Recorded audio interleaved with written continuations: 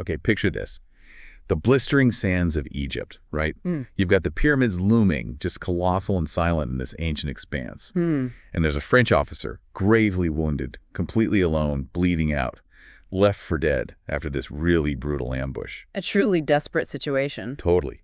And what happens next? Well, it honestly sounds like something ripped straight out of the wildest adventure tale you can imagine. Yeah. But it sets the stage for one of the most enigmatic and, frankly, ambitious texts ever written in the realm of the esoteric. And what's fascinating here, right from the start, is how this text, the Black Pullet, positions itself. It's not presenting itself as just, mere superstition or some random collection of spells. Right, not like a folk magic chapbook or something. Exactly. It frames itself as a serious, philosophical, almost scientific work. It claims this direct, unbroken lineage all the way back to ancient wisdom. We're talking figures like Socrates, Pythagoras, Plato, even Zoroaster. Wow, that's quite the lineup. It is. It's making a huge claim about its origins, and it promises this shortcut, essentially, to extraordinary power and profound knowledge.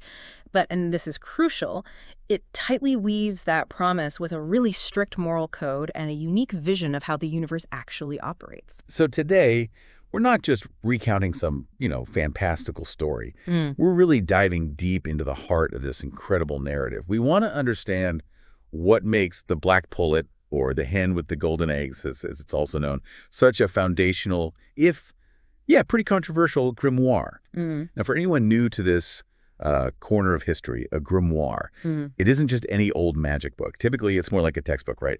Instructions, spells, rituals, often compiled over centuries. That's a good way to put it, a textbook of magic. And this one, I'll tell you, it claims to be way more than just a collection of spells. Oh, absolutely. It's presented almost as the surviving fragment of a much grander, maybe even lost wisdom tradition. It even claims its original manuscript somehow miraculously survived the infamous burning of Ptolemy's ancient library in Alexandria. Get out. Yeah. Seriously. That's a bold claim. Incredibly bold. And the ambition of what it claims you can do is just breathtaking. We're talking mastery over magical talismans and rings, these specific objects of power. Oh, Then there's the art of what it calls necromancy. Now, that term gets thrown around, but here it seems specifically focused on communicating with the spirits of the deceased, for knowledge or prophecy. Right, not just raising zombies. No, it's a very specific type of spirit communication, often with pretty complex ethical considerations in occult practice. It also promises an understanding of Kabbalah, which for this grimoire isn't just Jewish mysticism in general, but seems to provide a framework for understanding divine emanations, the hidden meaning of scripture, often through numerology. It acts like a foundational logic almost for how the magic is supposed to work by manipulating reality at a symbolic level. So it's got this whole underlying system. And the conjuring isn't limited either, is it? You mentioned spirits. Not at all. We're talking aerial spirits, infernal spirits, and even those elementals. Sylphs of the air, undines of water, gnomes of the earth. The whole elemental crew. Pretty much. And it promises the acquisition of secret sciences, the discovery of hidden treasures, a big one, the power to command all beings, and even the ability to unmask evil spells and sorceries aimed at you. So our mission today really is to try and extract the surprising facts, those aha moments, and look at the profound implications of this extraordinary text. What does it really tell us about humanity's enduring quest for hidden power? And maybe more importantly, why does it insist so strongly that the path to that power demands not just knowledge, but this deep moral transformation? That's the core tension, isn't it? This promise of almost limitless power, but tied inextricably to virtue. You might find its answers, its perspective, surprisingly relevant even today in our own search for, let's say, mastery and meaning. It claims to be this comprehensive system for total dominion over, everything seen and unseen. But those prerequisites, they're not what you might expect from a typical magic book, are they? Not at all. How does it claim such power? What are those prerequisites? Because, like you said, this power isn't just handed out on a plate. Yeah. And, of course, what exactly is the black hen with the golden eggs that gives the grimoire its very evocative, slightly strange title? Okay, let's start at the beginning then. Let's step into the boots of our narrator, this anonymous French officer, and really witness that brush with death that kicks the whole thing off. Talk about a bad day at the office, right? Understatement of the century. One minute he's sketching these incredible ancient wonders, the pyramids. The next, he's literally staring death in the face, completely alone, miles from anywhere in this vast, unforgiving desert. Mm-hmm. So the story goes he's an officer in the French army. On expedition in Egypt, his general specifically tasks him with mapping the pyramids. He arrives, apparently without incident. He's got an escort of mounted light infantry. Standard procedure, sounds like. Yeah, this is okay. But then they're just finishing, the text says, a frugal meal, and bam! Yeah. Out of nowhere, this horde of desert Arabs descends on them. Swift, brutal, lightning speed. And this opening, this ambush, it really acts as a profound crucible for him, doesn't it? It's not just a physical attack, it's transformative. How so? Well, he describes receiving multiple sword cuts, 2 to the head, 1 to his left arm, serious wounds. Ow. His companions all killed, just horrifying carnage all around him. He's stripped of his weapons, his clothes, left completely vulnerable, prostrate on the scorching sand, facing the burning sun. His only expectation is, in his words, a certain and cruel death. God, it's bleak. Incredibly bleak. He talks about resigning himself, saying goodbye in his mind to his country, his parents, his friends, and with his last bit of strength, he crawls to the very foot of the Great Pyramid, his blood literally reddening the sand that he thinks is about to become his tomb. It's a total despair. Complete despair, total resignation, and that stripping away of all previous identity, all hope, it prepares him. Psychologically, spiritually, maybe, for the completely extraordinary events that are about to happen. It's the ultimate blank slate, you know? That moment right before a profound transformation can actually take root. And then, night falls. And the narrative takes this even more extraordinary turn. The appearance of the old man. It feels almost mythic, doesn't it? Especially where he comes from. Right. Emerging from a secret opening within the pyramid itself, that detail alone. Yeah, it makes you immediately wonder what kind of knowledge is being guarded inside those ancient stones. It's not just some random Bedouin finding him. No, definitely not. As darkness covers the desert, our narrator hears this slight, unexpected noise. A large slab of stone detaches from the pyramid just like that, revealing this venerable old man. And he's described quite specifically. He is. Identified as a Mohammedan, which is interesting contextually. He has this distinguished white beard, wears a turban, and carries a small lantern. Very archetypal, wise old man figure. But emerging from a pyramid, that's the kicker. That's the kicker. It's a classic trope in esoteric literature, isn't it? The hidden master, guarding ancient knowledge, emerging from the depths of a sacred site. Right, like he belongs there. Exactly. His appearance from within the pyramid imbues him with this almost mythical quality. It suggests a deep, maybe primordial connection to forgotten civilizations and their wisdom. And his actions immediately establish him as benevolent. He helps him. He does. First, he checks the other bodies, confirming they're dead. Then he finds our narrator, still breathing. He removes his own girdle, a sash, basically to cover the narrator's bleeding brow. A simple act, but powerful. Yeah, a sign of compassion. Definitely. And he helps him up despite the narrator's extreme weakness. Then he vanishes back into the pyramid, promising to return quickly. Okay. And he does. He reappears carrying a flagon. He pours just a few drops of what the text calls a divine liqueur into a vessel for the narrator to drink. A divine liqueur. Yeah. Sounds potent. Apparently so. The text says, "Hardly had this divine liqueur penetrated my stomach than I felt regenerated, and I had enough strength to enter the pyramid with my benefactor and generous conductor." Wow. Instantaneous healing. Pretty much. Miraculous, almost. And that implies a mastery over physical reality way beyond, conventional understanding. It sets the stage immediately for the supernatural nature of the help he's offering. This isn't just first aid. No kidding. It's an astonishing turnaround, isn't it? From literally dying on the scorching sand to being inside a hidden sanctuary within the pyramid itself. That shift, it's not just physical, is it? It feels symbolic, like leaving the ordinary world behind. It's absolutely pivotal. That immediate change in environment isn't just about, getting out of the sun. It reinforces this idea of initiation, a complete departure from the known mundane world into a truly sacred space where the rules of reality are just different. He's crossed the threshold. Exactly. The old man isn't just a rescuer, he's a gatekeeper, ushering the narrator into the sanctuary. Once they're inside, the old man applies ointments from, quote, several vases to the narrator's arms and head. The text says they soothe his pains, leading to a beneficial and soothing sleep. So proper magical healing now. It seems so. And it highlights the total protection, the profound nourishment the narrator is receiving now.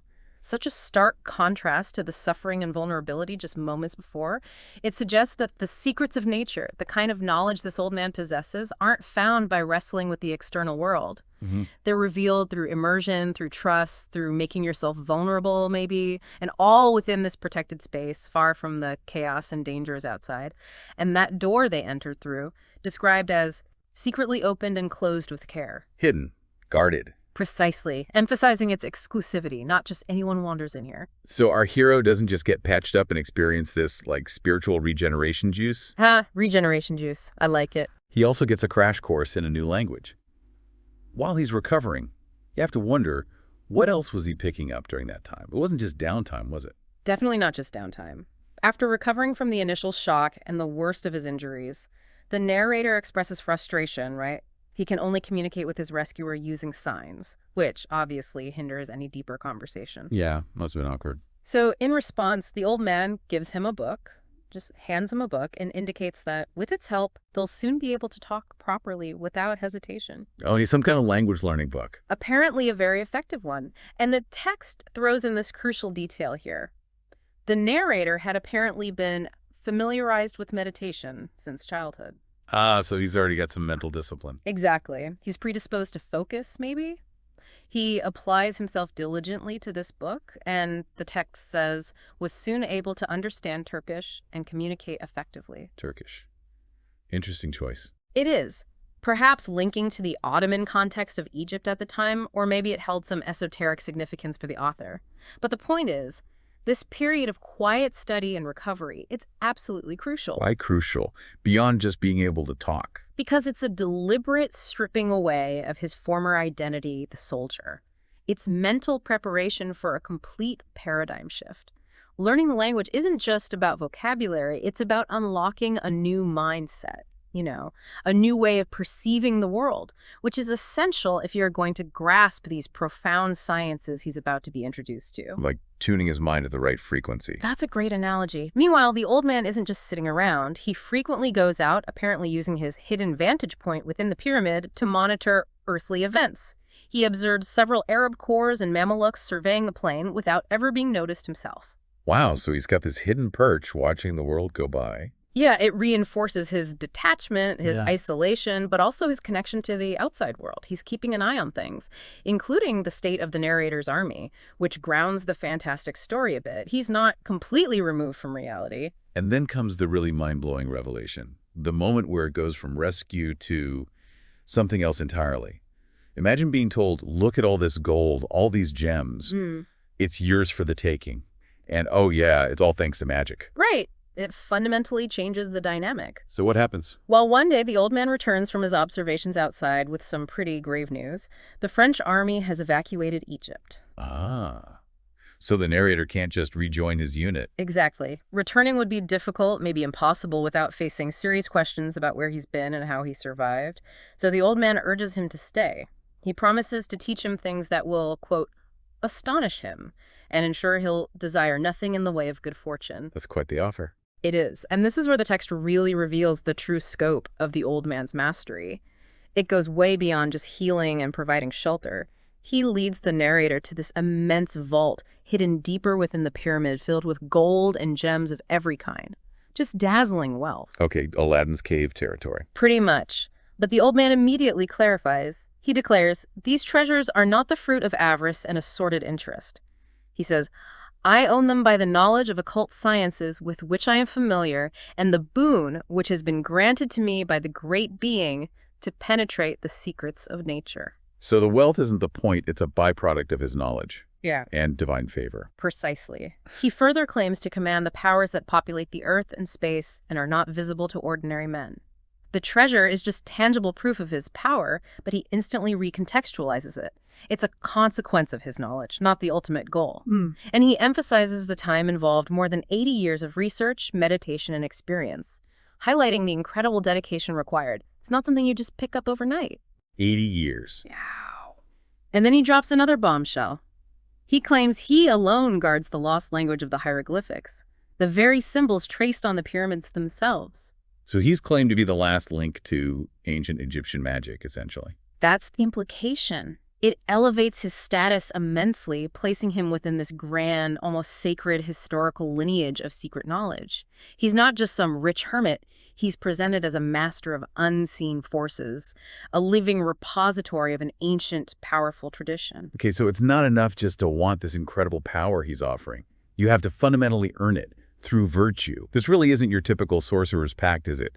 Where you trade your soul or something. Not at all. It's framed as a complete overhaul of one's entire being, a path of purification. How does he challenge him? The old man poses these really direct questions. He asks the narrator if he feels a heroic ambition to serve only the one God and to dominate over all that is not God. A very specific framing. Dominate all that is not God. Interesting phrasing. Isn't it? And then he asks if the narrator has the courage to renounce all the things which could possibly be an obstacle to attaining the greatness for which you have been born. It's a call to destiny, but a demanding one. And this is where the moral core really comes in. Absolutely. This segment is critical. It's what differentiates this grimoire so profoundly from, simple spell books promising quick fixes or instant gratification. Right. It frames the whole pursuit of occult knowledge not as some transaction, but as a spiritual journey. And self-purification is the absolute non-negotiable prerequisite. The old man clarifies exactly what this renunciation means. What does he list? He says you must renounce all that is evil in order to occupy yourself only with that which is good. Renounce the proneness with which nearly all of us are born to vice rather than to virtue.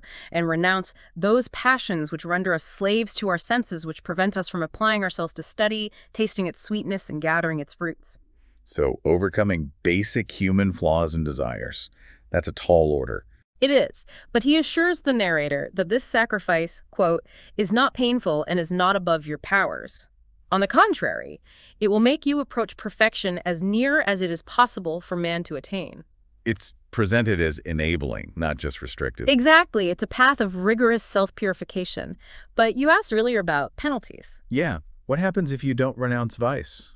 Or if you try to use the power for evil? That's a critical point. The text doesn't really detail, fire and brimstone punishments for misuse, beyond suggesting it simply won't work. Okay. The old man's warnings are constant, though. The implication is that the power itself is either inert or perhaps even dangerous without that moral alignment. It's almost like the universe itself or the great being just won't cooperate with an impure intention or a flawed vessel. So it's like an inherent failsafe. The power requires the purity to function. That seems to be the idea. The great things promised aren't just external powers, they're linked to internal transformation. You become, in the old man's words, like a new individual, capable of commanding nature precisely because you've learned to command yourself first. And our narrator accepts this. Without hesitation, he states that, quote, nothing conforms more to my desires that one should choose propriety and virtue, suggesting he was already inclined towards this kind of path, which conveniently, perhaps, makes him the ideal candidate. Makes sense. So after the moral grounding, does he start explaining the actual, mechanics of the magic, the spirits and such? He does. He moves on to explain the structure of the unseen world. He tells the narrator that the elements we know, air, water, earth, fire, they aren't just empty voids or inanimate forces. They are inhabited by very perfect creatures, far more noble and distinct than our common understanding allows. Okay, so we're not just talking vague spirits or undefined ethereal beings anymore. This is a whole hidden ecology, you're saying. Distinct creatures living in the air, the earth. Exactly. And apparently some of them are pretty good at finding gold. Always useful. The old man gives a detailed breakdown reflecting ancient magical traditions, often drawing from alchemy and philosophy, that viewed the cosmos as interconnected and alive. He presents this comprehensive, almost hierarchical view of the invisible world. So who are they? First, the sylphs, spirits of the air. Described as having human form, a little proud in appearance, but in effect docile. There are lovers of sciences, subtle, obliging to true mages, but enemies of the foolish and ignorant, associated with intellect, revelation. Okay, the smart ones. Then undines, or undines, spirits of water, living in seas and rivers, often depicted as beautiful, maybe seductive, linked to emotions, intuition. Got it. Water spirits. Next, gnomes, spirits of the earth. Crucially, they are the guardians of the treasures and the precious stones. The gold finders. Well, guardians, initially. They're described as ingenious friends of man and easy to command. And here's a fascinating detail about them. They supply to the children of the magicians all monies of which they have need and only ask payment for their services in the glory of being commanded. Wait, they want to be commanded? That's their reward, not gold. Apparently so. They seek the glory of serving a worthy mage. It suggests a desire for recognition, for purpose, rather than just material gain, a very interesting twist. Definitely. Who's next? Salamanders, the fiery inhabitants, spirits of fire. Now, these seem different. They serve the philosophers, the text says, but they do not suffer to serve men, implying a higher, maybe more volatile or dangerous class of elemental spirit. Only the truly enlightened can interact safely. Handle with care, then. Seems like it. And finally, he also mentions familiar spirits, like the kind Socrates and Pythagoras supposedly had. And Ovid, the old man, reveals he has one himself, named Otis. And this familiar spirit, as we'll see, becomes absolutely pivotal to the narrator's journey later on. He acts as a direct guide and conduit to this world of unseen forces. So the whole system suggests that true mastery involves understanding and interacting with all these distinct categories of beings, each with their own temperament, their own capabilities, and specific ways they need to be approached. Okay, so we've got the philosophy, the heavy emphasis on virtue, and this detailed map of the spirit world. Now, the actual tools, the gadgets of magic. Exactly. Now for the practical application. These aren't just like pretty pieces of jewelry you wear for luck, are they? They're presented as actual conduits for immense power.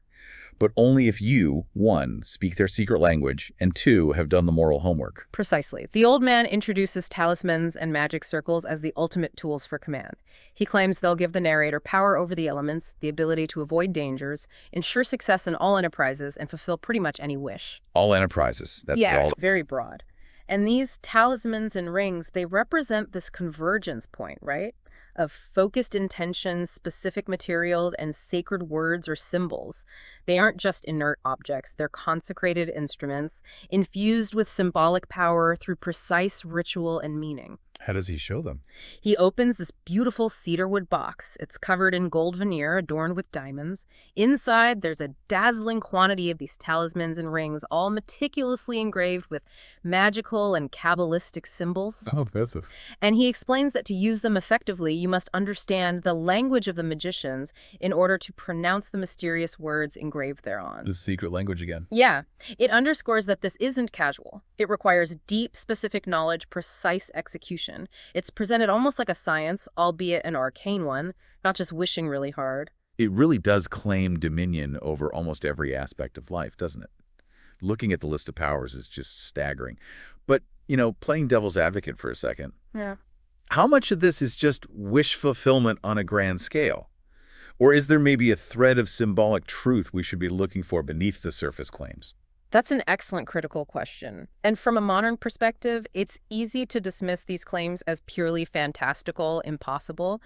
But within the historical context, and perhaps even symbolically, these powers weren't just random. They represent achieving mastery over the fundamental anxieties and desires that humans have always had, right? Security, wealth, health, influence, protection from disaster, knowing secrets. Yeah, all the big ones. So the truth might not be that you'll literally teleport, for example, but maybe through the grimoire's framework of self-discipline, ritual, and symbolic understanding, one aims to achieve a state of inner control and spiritual alignment that feels like having total dominion over your external circumstances. Does that make sense? Yeah, it's about achieving a state of being, perhaps, that the power represents metaphorically. Possibly.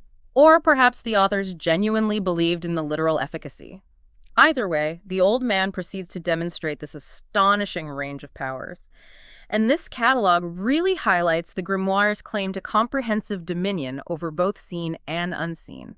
The specificity is striking unique incantations, precise physical actions for each specific goal, reinforcing that idea of a highly structured, almost scientific, magical system. Okay, let's run through some of the big ones he demonstrates. What's first? First up is Figure 3, commanding celestial and infernal spirits. Big start.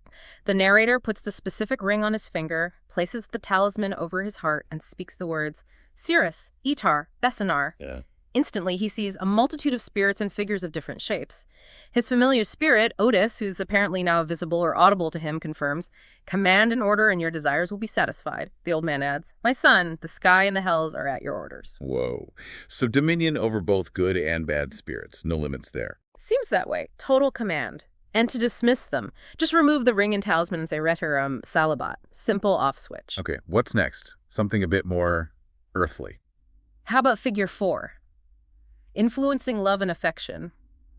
This one has immediate and maybe slightly uncomfortable implications. Uh-oh. How does this one work? Ring on the second finger of the left hand, talisman pressed to the lips. He whispers, "O nods, Socrates, Manier." Instantly, a spirit with rose-colored wings appears, kneeling respectfully. A love spirit. Seems like it. The narrator then commands, "Satyr, prostus, solaster." The spirit vanishes, only to return moments later carrying the most beautiful odalisque of the Grand Caliph, who is veiled and seemingly asleep. He just summons someone's concubine. That's dark. It is dark. It demonstrates this asserted power over human desire, attraction, even free will in a chilling way. But this is where the grimoire's moral compass immediately kicks back in. And the old man steps in. Immediately, he stops the interaction right there. He reminds the narrator very firmly of the crucial need to resist the allurements of voluptuousness if he truly wants to possess wisdom. The virtue check. Exactly. It reinforces that underlying philosophy. Even with this immense, potentially corrupting power, moral discipline and self-control are paramount. The power is there, but its ethical use is constantly monitored and taught within this system. Okay, that's an important counterpoint. What about something more tangible, like wealth? You mentioned treasure finding. Right. Figure 5. Unearthing hidden fortunes. This goes beyond just accessing the old man's vault. This is about finding new treasure. How's it done? Ring on the second finger of the right hand this time, talisman held between the thumb and little finger of the left hand. He speaks the words, "Onum parantes resinastos." And boom. Treasure. Pretty much boom. 7 spirits, described as bronze color, appear instantly. Each one is carrying a bag of gold and gems. 7 bags. Not bad. Not bad at all. And crucially, one of the spirits has a black bird perched on its shoulder. The old man explicitly points this out, revealing that this bird is responsible for actually locating the treasure. The Black Pullet connection. There it is. This directly links the magical tools to practical wealth acquisition, but highlights the unique central role of this black bird. And the old man stresses these treasures were not among those already hidden in the pyramid. This implies the bird has an active ability to discover new fortunes, not just access known ones. That's a key distinction detection, not just retrieval. Fascinating. What about knowledge and health? You mentioned that earlier. Yes, figure 16, healing and universal knowledge. This one promises incredible abilities. Supposedly, the user would know all minerals and vegetables, their virtues, their properties, possess universal medicine. Universal medicine, like cure-all. That's the claim. The grimoire boldly states, there is no illness that you will not be able to cure and no cure that you will undertake without success. It even says Asclepius and Hippocrates will only be novices compared to you. Big talk. How do you activate that one? You pronounce Riterum, Celibat, Cratares, Hysator, while carrying the talisman on your stomach and wearing the ring, which has a St. Andrew's cross on it, around your neck on a fire-colored ribbon. Very specific. Extremely specific.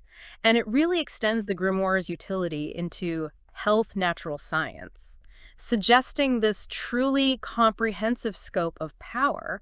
It's not just about spirits and gold. It aims for mastery over the very fabric of life and physical well-being. And there are tons of others too, right? Just a whole catalog of wonders. Oh yeah, huge range. Things like controlling the elements, commanding storms, earthquakes, and even teleportation. Figures 9 and 11 covered those. Teleportation? Seriously? Yep. Figure 11, words. Raditus, Palastrian, Terpandu, Estrada, Pericatur, Irmus, allows transport into whatever part of the world you judge appropriate. High-level stuff. Wow. What else? Winning games of chance, like lotteries or cards. Figure 20 had specific words and even a calculation method involving dates and numbers. A magical lottery system. People would pay for that today. No doubt. Then there was invisibility, even from spirits. Opening any lock without a key, destroying plots against you, and subduing spirits who might be causing trouble. Okay, defensive magic too. Definitely. Gaining all virtues and talents, even changing bad substances into excellent ones, alchemy vibes there. Knowing people's secret intentions, getting profound understanding of all arts, directing infernal powers against enemies, the darker side again, and finally, recognizing and stopping infernal projects aimed at you or others. It's just everything. A compendium for total mastery over pretty much every imaginable aspect of existence. That's clearly the claim. This extensive catalog highlights the goal of comprehensive dominion. And again, the specificity is key, unique words, unique actions, unique placements on the body. reinforcing this idea of a highly structured, almost scientific, magical system. It's not just about the words, it's the whole ritual package. Right, you mentioned the materials too. It's like a grand mystical DIY project, but with these cosmic stakes. Did he actually explain how to make these things if you weren't lucky enough to inherit them? He did. Recognizing, perhaps, that his own setup was unique, the old man provided incredibly meticulous instructions for composing the talismans and rings for others, for those who, as he puts it, have not had the means of making talismans and rings similar to mine. He's basically giving a blueprint, assuming you meet the other criteria. So what are the specs? The rings, for instance, are to be made of bronzed steel with the characters engraved thereon. Very specific material. The talismans must be made from silk cloth in the dimensions of the figures, and each talisman corresponds to a specific color of silk and specific type of embroidery thread. Examples? Sure. Talisman number 1 for general success maybe is white satin embroidered in gold. Talisman number 4 for love is black satin embroidered in silver. Talisman number 10 for invisibility is yellow satin embroidered in black silk, and so on for all 22 figures. Wow, color magic and material correspondence is built right in. Exactly. These precise instructions underscore the grimoire's emphasis on ritual, on material connection. Every detail, the color, the fabric, the metal, the embroidery thread, the dimensions, holds symbolic weight. It's all designed to align the physical object with the specific energetic properties needed for that particular magical operation. It's a testament to the underlying belief that the physical world mirrors the unseen, and by carefully crafting the physical, you can influence the metaphysical. It adds this layer of, well, maybe not realism, but tangibility, craftsmanship. Tangibility is a good word. But crucially, alongside these practical instructions, the old man hammers home the moral point again. He stresses that a man who had the least reproach to make to himself, who had destroyed the good of others, or who had only the intention of so doing, would not be able to participate in our mysteries. So even if you make the perfect talisman, if your heart's not pure, it's just a fancy piece of silk. That's the implication. Without that internal purity, the external tools are inert, useless. The moral foundation remains absolute. Okay, and now, the moment maybe many listeners have been waiting for, the actual story behind the title, the Black Pullet. This isn't just a catchy name. You're saying it's the key to, like, unimaginable fortune. That's how it's presented. This isn't just any bird. It's like a living treasure map, imbued with these truly uncanny abilities. So how does the old man introduce this? After demonstrating the talismans, he finally reveals the secret of the marvelous black hen. He claims it can find gold and treasures purely by instinct, but guided by specific magical and Kabbalistic words. Guided by words. Interesting.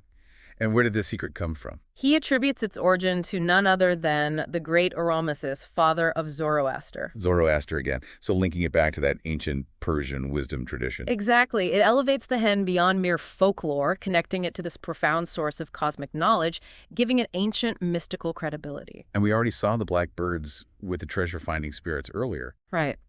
The narrator had already observed spirits carrying blackbirds during the treasure demonstration with Figure 5.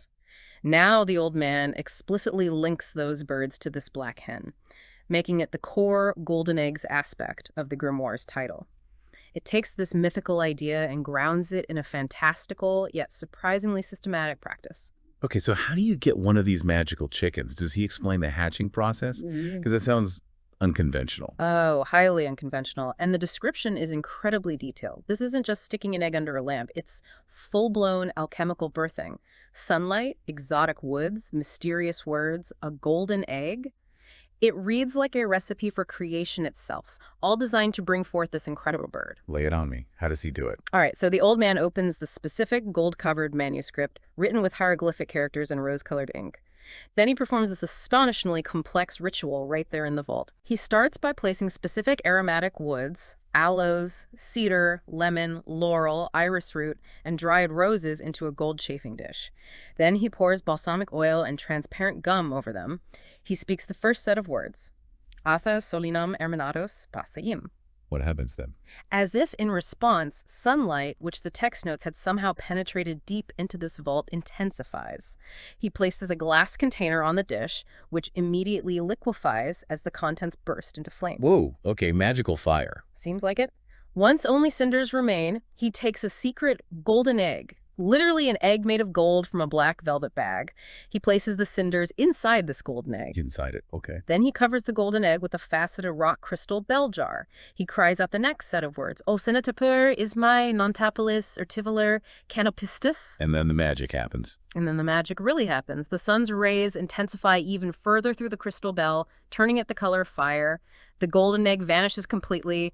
A thin vapor rises from the crucible, and from that vapor, a little black pullet appears, clucking faintly. Just materializes. It then hops up and perches serenely on the old man's finger after he utters the final words, Binusas sinapol.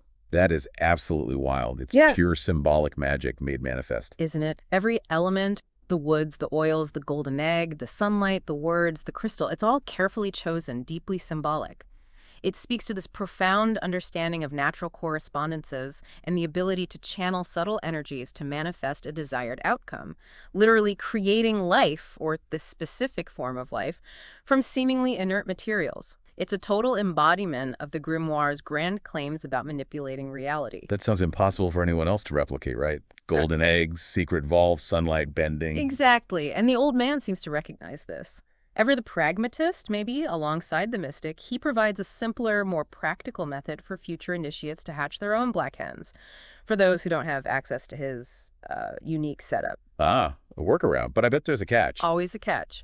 The crucial part is he reiterates the absolute necessity of wisdom and virtue for the simpler method to work as well. So you can substitute the materials, maybe, but not the morality. No shortcuts on the spiritual path, even if there's one for hatching magical chickens. Precisely. The golden rule remains. The provision of this easier method, while still rigorously emphasizing the moral prerequisite, does suggest a pragmatic side to this ancient wisdom. It reinforces that idea that the universe, or the great being, is ultimately attuned to your inner state. The external practices are just conduits for that alignment. So what's the practical method? How does that work? Okay, for this alternative, first, take an egg without the least stain, perfectly pure, unblemished, expose it to the sun at noon maybe to absorb that vital energy. Okay. Then choose a hen as black as possible, meticulously remove any feathers that aren't black. Cover its head with a black hood, leaving only its beak free for breathing and eating. Why the hood and all the black? The text suggests it's about psychological conditioning. The hen must be enclosed in a box lined entirely in black, kept in a dark, completely undisturbed room, and fed only at night. The old man believes that through this intense focus on blackness, the hen's imagination will be impressed with it, and at the proper time you will see hatched a hen which is completely black. Wow, so you're trying to imprint the desired quality onto the developing chick through the mother hen's sensory deprivation and focus. That's bizarrely fascinating. A mix of the practical and the deeply mystical. Isn't it? It blends almost mundane animal husbandry with this idea of impressing qualities onto the developing life through controlled environment and maybe even the hen's own psyche. Okay, so you've hatched your magical black chicken. Now what? How do you actually use it to find treasure? Does it just lead you there? It needs training, apparently, and this is where Otis, the familiar spirit, steps back in. He takes on the role of teaching the narrator how to instruct the newly hatched black hen. It becomes this very hands-on practical lesson. This is beyond just a party trick, isn't it? This is literally walking into your garden or wherever and potentially unearthing a fortune. The fact that they have specific magic words to command it. That's brilliant. It really grounds the earlier, more abstract discussions of power in tangible, potentially verifiable results. So the initial training is simple. Otis instructs the narrator to secretly hide gold in the hen's basket, then cover its eyes with a hood. Each morning, the hen naturally scratches around, finds the gold, and then diligently guards it. This establishes the pattern, training its natural instincts towards finding and guarding valuables. Conditioning it to associate scratching with finding gold. Makes sense. Then comes a big outdoor demonstration. Gold is hidden somewhere in the garden. The hen is brought out. After surveying its surroundings for a moment, it jumps to the ground, runs directly to a specific tree, and starts scratching animatedly. It found it. It found it. The narrator digs where it's scratching using a spade and unearths a case about 4 feet square and surrounded with iron bands. A treasure chest. What's inside? According to the text, a staggering 1,500,000 francs in gold, silver, diamonds, and other precious objects. And the text adds this intriguing historical note: it seemed to have been concealed during civil troubles. Wow. So not ancient treasure this time, but maybe something hidden during a war or revolution that adds this whole other layer of possibility. It really does. Makes it feel slightly more grounded, maybe. And to prove it wasn't a fluke, the hen then finds another piece of hidden gold nearby, consistent, precise. And Otis even teaches specific verbal commands. Like what? Nosos, tarim, ostis. These words instruct the hen to actively look for things. In one demonstration, using these words leads it to find a hidden ruby ring, and then there are words for control. Ceres, Coristan, Abatuzas tells the hen to repose, to stay near its master, cementing that bond. So you can direct its search and tell it to chill out. Pretty much. The training method Otis describes involves holding the hens with a ribbon. The first set of words makes them walk and search. The second stops them and brings them to rest. This process, Otis says, effectively trains their particular instinct, refining their natural aptitude. It's this amazing blend of occult practice, animal training, and specific magical commands, bridging that gap between myth and practicality in a truly surprising way. It feels almost scientific in its own strange context. Okay, so the narrator learns all this, gets the talismans, the rings, the treasure-finding chicken. Yeah. What happens to the wise old mentor? Does he just fade away? Not quite fade away, but his time does come, and the way it's handled is quite poignant. The venerable old man reveals himself to be an astonishing 270 years old. 270. Okay, that explains a lot. Right. And he announces that a dream has foretold his imminent death. But he accepts it with complete serenity. He emphasizes that life, even a magically extended one, has a term set by providence. Even the greatest masters are subject to these universal laws. Wow. Facing death with such grace after living like that. It's a powerful reminder, isn't it? That even with all this incredible mastery over nature and spirits, life itself has its own immutable decrees. Beautifully put. His passing really signifies the continuation of the lineage. It's the symbolic passing of the torch of wisdom and power. He formally names the narrator his sole heir. Inheriting everything. Everything. All the immense treasures in the vault, the entire collection of powerful talismans and rings, his loyal slaves, which is obviously problematic from a modern view, but part of the story's context, and even the precious black hens. The whole magical estate. The whole magical estate. And in a really moving moment, he commands Otis, his own familiar spirit, to serve the narrator exactly as he would serve him. So the spirit guide transfers too. Yes, ensuring that ongoing connection to the lineage of knowledge. Otis provides continuity, an invaluable guide for the narrator stepping into these enormous shoes. The old man's final wishes, this seamless transfer, it ensures that the profound knowledge he cultivated won't be lost, but will continue through his successor, who he deems worthy and virtuous. So the narrator is now the master, rich beyond imagining, armed with incredible powers. What does he do? Does he try to take over the world? Go back to France? He decides to go back to France, to Marseille, his homeland, but not to take over the world. His actions demonstrate how he intends to use this power. Oh, so? Well, first, the practicalities. He uses his newfound powers, presumably the talismans, to outfit his inherited slaves in French costumes, blending them in, and somehow transports the immense treasures discreetly from the pyramid vault to the banks of the Nile, ready for shipment. All done secretly. And crucially, he keeps the urn containing the old man's ashes personally with him at all times. A constant reminder, a symbol of reverence. Okay, so logistics handled magically. What about the journey? This is where we see a major demonstration of power in the real world. During their sea voyage back to France, a violent storm erupts. Terrifying storm. Fear grips the entire crew, the captain, everyone. They think they're doomed. But our narrator? He remains perfectly calm. A testament to the self-mastery the old man taught him. He retrieves talisman, #9, the one for destroying or commanding elements, speaks its specific magical words, seizes the ship's tiller himself, and the ship, which moments before was just this plaything of the wind, suddenly stabilizes. It sails lightly over the vast bosom of the sea, completely under control, as if guided by an unseen hand through the raging storm. Wow. From surviving the desert to commanding the high seas. He's not just collecting these things. He's actively using them to shape his destiny, protect himself and others. Exactly. The crew is utterly astonished, awestruck. They literally regard him as a god, start calling him that. I mean, you probably would, wouldn't you? You probably would. But here's where his character, molded by those ethical teachings, shines through. He humbly replies, "I am but man. I know the art of navigation, and you see, it is only necessary to be composed to stand the storm at bay." He downplays the magic entirely. Yeah. Attributes it to skill and composure. He does.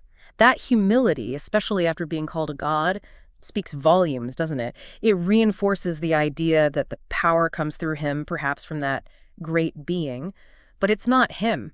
He's the conduit, the master of the technique, but not the source. That's a really key distinction. So he gets back to Marseille. What kind of life does he lead? Does he become a famous wizard? Not at all. His life choices underscore the grimoire's philosophy. True power is often unseen, its benefits enjoyed quietly, its secrecy maintained.